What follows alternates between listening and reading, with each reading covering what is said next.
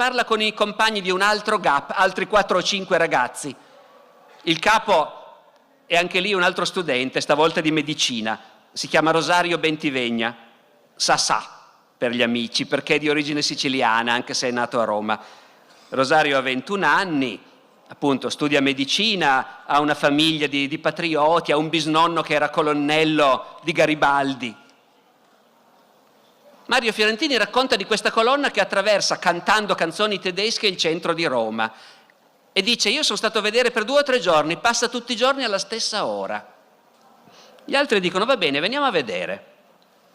Il 18 marzo si incontrano nella zona e aspettano. La colonna non passa. Il giorno dopo si incontrano di nuovo, è il 19 marzo.